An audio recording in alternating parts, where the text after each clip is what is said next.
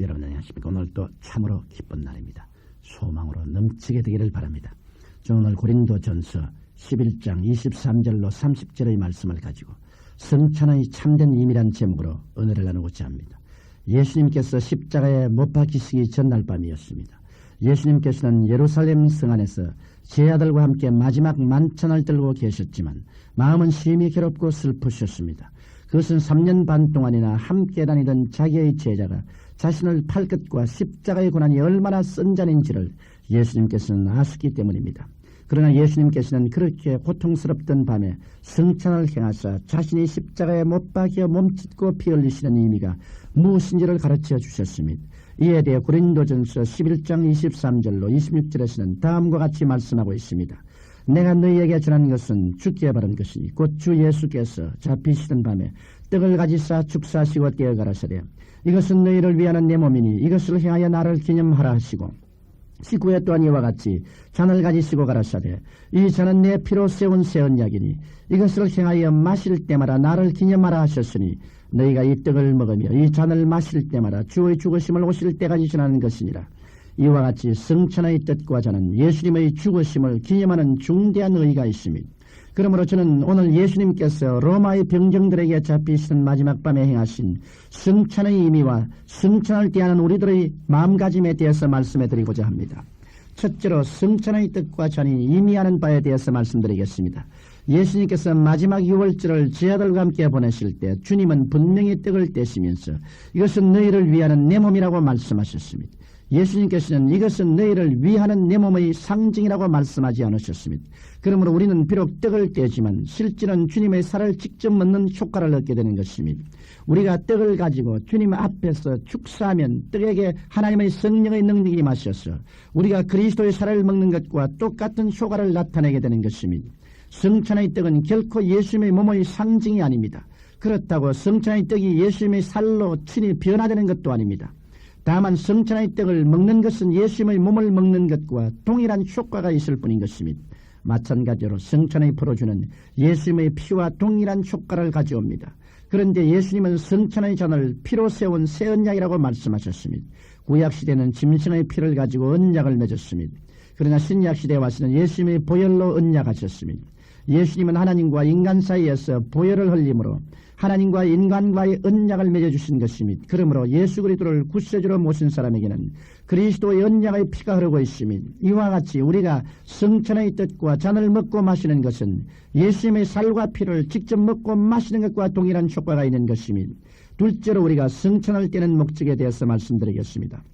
성찬을 행하는 목적은 단순 명료합니다. 그것은 우리가 성찬의 떡을 먹고 성찬의 잔을 마실 때마다 예수님께서 우리를 위하여 죽으셨다는 것을 예수님께서 다시 오실 때까지 전하는 것입니다. 이와 같은 목적에 따라서 우리는 몇 가지 교훈을 얻을 수 있습니다. 먼저 우리는 주의 성찬을 자주 행해야 한다는 것입니다. 왜냐하면 우리가 성찬을 대하는 것이 예수님께서 우리를 위해 죽으셨다는 사실을 전하는 것이기 때문인 것입니다. 이러므로 우리는 주의 성찬을 주님이 오실 때까지 자주 행해야 할 것입니다. 또한 우리는 주의 성찬을 대할 때마다 주의 죽으심의 의미를 깊이 깨달아야 합니다. 성찬식은 단지 그리스도의 죽음을 그 자체만을 기념하는 의식이 아닙니다. 우리는 주님의 죽으심의 내용과 의의를 올바로 알고 믿으며 실생활에 적용할 줄 알아야 합니다. 나아가서 우리는 성찬식을 행함으로 주님의 구속의 은총을 널리 전해야 합니다. 예수님께서 우리의 죄와 질병과 저주를 속량하시고 축복과 영생을 우리에게 주시기 위하여 십자가에 못 박여 몸짓고 피 흘렸었음을 널리 전파해야 하는 것입니다. 이와 같이 성찬식에는 주님의 죽으심을 오실 때까지 전해야만 하는 분명한 목적이 있습니다. 셋째로 성찬을 합당치 않게 먹고 마실 때 나타난 결과에 대하여 말씀해드리고자 합니다. 성찬의 떡과 잔은 겉으로 보기에는 떡과 포도주에 불과할지라도 실제 있은 그것은 예수님의 몸과 피입니다. 그러므로 성찬을 합당치 않게 먹고 마시는 것은 주님의 몸과 피를 범하는 무서운 죄를 짓는 것이 됩니다. 그러면 어떻게 하는 것이 성찬을 합당치 않게 먹고 마시는 것일까요? 그것은 먼저 예수님을 믿지도 않으면서 장난삼아 성찬의 떡과 잔을 먹는 경우를 말합니다. 또한 예수님을 믿는다면서 여전히 죄악의 구렁텅이에서 뒹굴며 마음에 진실한 애통함이 없이 주의 떡과 잔을 먹는 경우를 말합니다.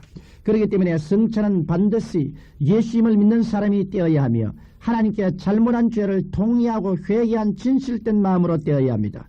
성경 히브리서 10장 29절에는 하나님 아들을 밟고 자기를 거룩하게 한 언약의 피를 부정한 것으로 여기고 은혜의 성령을 욕되게 하는 자의 당연히 받을 형벌이 얼마나 더 중하겠느냐 너희는 생각하라고 말씀하고 있습니다.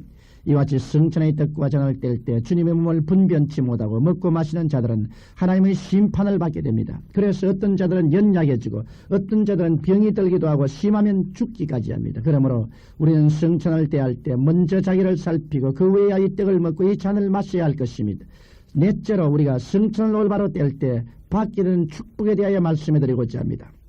성경 요한복음 6장 54절 55절에는 내 살을 먹고 내 피를 마시는 자는 영생을 가졌고 마지막 날에 내가 그를 다시 살리리니 내 살은 참된 양식이요 내 피는 참된 음료로다라고 말씀하고 있습니다. 이와 같이 예수님의 몸인 성천의 떡은 우리 그리스도인들의 참된 생명의 양식입니다.